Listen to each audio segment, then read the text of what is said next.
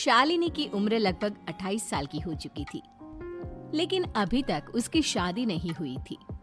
शालिनी के mummy papa सरला और महेश जी ने कभी उसकी शादी के लिए कुछ ज्यादा कोशिश भी नहीं की। शाली मन ही मन चाहती थी कि दूसरी सहेलियों की तरह उसका भी घर बस जाए, लेकिन वो अपने मम्मी पापा से ये बात कहती भी तो कैसे कहती। माँ जानती है, मेरी सहेली है ना शीतल, उससे बेटी हुई है, बड़ी प्यारी बच्ची है उसकी। अरे ये तो बहुत अच्छी बात है। उसकी शादी भी तो 4 साल पहले हो गई थी ना। अब क्या करे बेटा, चाहते हैं तो हम भी यही है कि तुम्हारी शादी हो जाए, लेकिन कोई अच्छा लड़का मिलता ही नहीं। कोई बात नहीं मम्मी पापा, मैं जानती हूँ आप मेरे लिए बहुत अच्छा रिश्ता ढूंढना चाहते हैं। अभी मेरी इतनी उम्र भी तो नहीं हुई है। अच्छा शालिनी बेटा, क्या है ना, मेरे पास नई साड़ी नहीं है और मुझे किटी पार्टी में जाना था, तो इस महीने तेरी तनख्वाह आ जाए तो एक नई साड़ी दिलवा देना बेटा। और बेटा मेरा मोबाइल भी थोड़ा पुराना हो गया है, 6 महीने से इसी को काम में ले रहा हूँ। एक नया मोबाइल ला देना बेटा। हाँ हाँ मम्मी पापा। और माँ, आप तनख्वाह की चिंता क्यों करती हैं? साड़ी तो मैं आपको कल ही दिलवा दूंगी।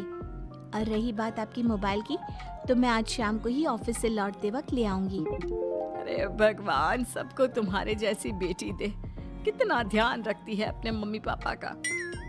पापा, आज आप दुकान नहीं जा रहे हैं क्या? वो क्या है ना बेटा, मेरे सर में जरा दर्द हो रहा है, इसलिए आज दुकान जाने का मन नहीं है। पापा दवाई ले लीजिए और अगर हो सके तो चले जाइए। इस तरह दुकान बंद रहेगी तो ग्राहक आना बंद कर देंगे ना। अरे बेटा, तेरे पापा की अब उम्र हो चली है और तू है ना हमारी कमाऊ बेटी, इतनी अच्छी नौकरी करती है, हमारा ख्याल रखती है, तेरे पापा को चिंता करने की क्या जरूरत भला है? ठीक है पापा, आप अपना ध्यान रखिए। मैं ऑफिस से लौटते वक्त आपका फोन ले आऊंगी। और माँ, आपकी साड़ी हम कल लेकर आएंगी। शालिनी के जाने के बाद क्या करे, शालिनी के लिए सच में कोई लड़का ढूंढकर उसकी शादी करवानी है क्या? अरे पागल हो गई हो क्या? वो शादी करके इस घर से चली गई तो हमारे खाने के लिए पैसे कहाँ से आएंगे? जानती हूँ वैसे भी आपको ना दुकान पर जाने में, काम करने में आलस आता है, अच्छे से पहचानती हूँ आपको। हाँ तो क्या हुआ, बेटी नौकरी करती है, जब बच्चे माँ बाप की कमाई पर मजाक कर सकते हैं तो क्या माँ बाप बच्चों की कमाई पर थोड़े दिन चैन से जी नहीं सकते? अरे वो तो हम जी रहे हैं ना, देखा ना हमारी बेटी एक ही बार में हमें मोबाइल और साड़ी दिलाने के लिए कैसे फट से तैयार हो गई।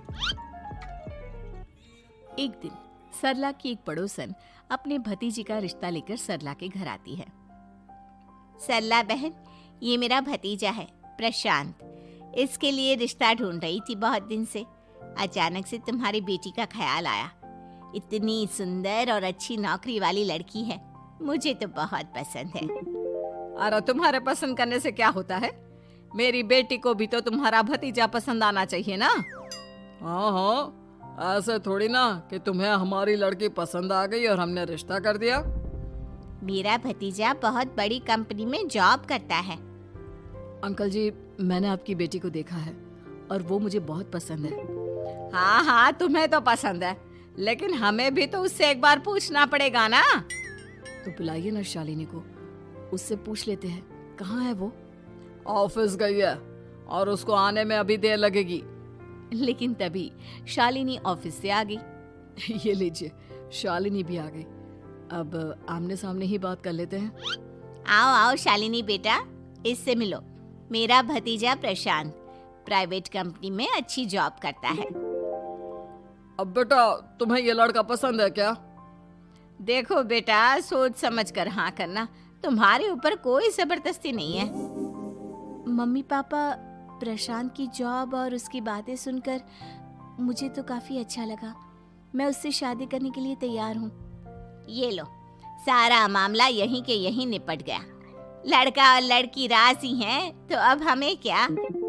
सरला की पड़ोसन और प्रशांत वहां से चले जाते हैं।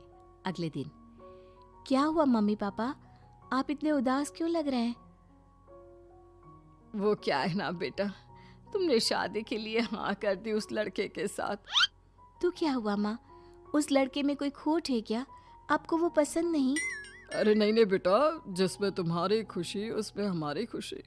हमें भी लड़का पसंद है। तो फिर क्या बात है? अगर कुछ भी है तो आप मुझे बता सकते हैं। तुम्हारी माँ ये सोच सोच कर परेशान है कि तुम्हारे बाद हमारा क्या होगा।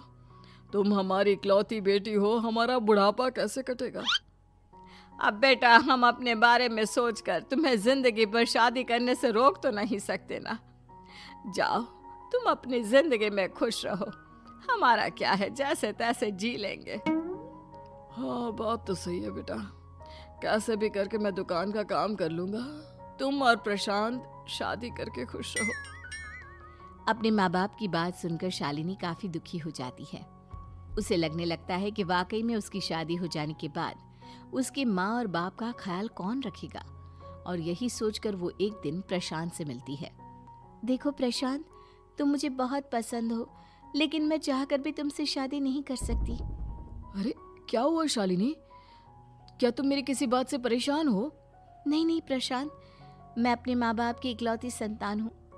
अगर मैं भी शादी करके घर से चली गई तो उनका ख्याल कौन रखेगा, उनका खर्चा कौन उठाएगा? तो क्या तुम सारी जिंदगी शादी नहीं करोगी? शायद नहीं प्रशांत, और अगर अपने माँ बाप के लिए ये भी करना पड़े तो इसमें गलत क्या है? प्रशांत ये सारी बात जाकर सरला के पड़ोसन यानी कि अपनी बुआ को बता देता है। ये सरला तो बड़ी चालाक निकली। प्रशांत, वो अपनी बेटी के साथ खेल खेल रही है। कैसा खेल? आप क्या कहना चाहती हैं? अरे शालिनी बहुत सीधी और संस्कारी लड़की है, लेकिन ये सरला और महेश एक नंबर के चालाक। बुआ जी, आपकी बात सही है, लेकिन अपनी बेटी के साथ भला कोई क्यों चालाकी करेगा? वो तो मैं तुझे कल बताऊंगी। तो कल सुबह मेरे साथ शालिनी के घर चलना। और फिर अगले दिन। क्या हुआ सरला बहन, तुम्हारी बेटी ने तो शादी के लिए मना कर दिया। अब पता नहीं बहन जी क्यों मना कर दिया। हम तो चाहते थे कि बेटी की शादी धूमधाम से करें। हमारी तो बहुत इच्छा थी कि शालिनी की शादी प्रशांत के साथ हो जाए, लेकिन अब क्या करें, वही नहीं चाहती। आंटी जी, शादी के बाद मुझे अपने माँ बाप की बहुत चिंता रहेगी। उनका ख्याल कौन रखेगा? और इसलिए मैं प्रशांत तो क्या, किसी से भी शादी नहीं करना चाहती। अंधी हो गई हो क्या माँ बाप के प्यार में? पहले जरा अपने माँ बाप से सच तो पूछ लो। कैसा सच? यही सच शालिनी, कि ये तुम्हारे सगे माँ बाप नहीं है और तुम इनके लिए सिर्फ पैसे कमाने का एक जरिया हो। अरे अरे, ये तुम क्या कह रही हो? सच ही तो कह रही हूँ भाई साहब। अब सीधे सीधे अपनी बेटी को अपनी सच्चाई बताओगे या फिर मैं कोई दूसरा तरीका निकालूं? हमें माफ कर दो शालिनी, वो क्या है ना, हमारी कोई औलाद नहीं थी और जब तुम छोटी थी तो हमने तुम्हें गोद ले लिया था। तो इस नाते तो मैं आपकी बेटी ही हुई ना। लेकिन तुम्हें गोद लेने का हमारा सिर्फ एक ही मकसद था कि बड़ी होकर तुम नौकरी करो और हमारे लिए पैसे कमाओ, क्योंकि तुम्हारे पापा को काम करने में बहुत आलस आता है। और ये सच है कि हम ही नहीं चाहते थे कि तुम्हारी कभी भी शादी हो। कोई बात नहीं मम्मी पापा, आपने मुझे गोद लिया, पाल पोस कर बड़ा किया। भले ही उसके पीछे आपका कोई भी इरादा सही, लेकिन मैं आपकी बेटी हूँ। शादी तो मैं प्रशांत के साथ कर लूंगी, लेकिन उसके बाद भी जिंदगी भर आप दोनों का ख्याल रखूंगी।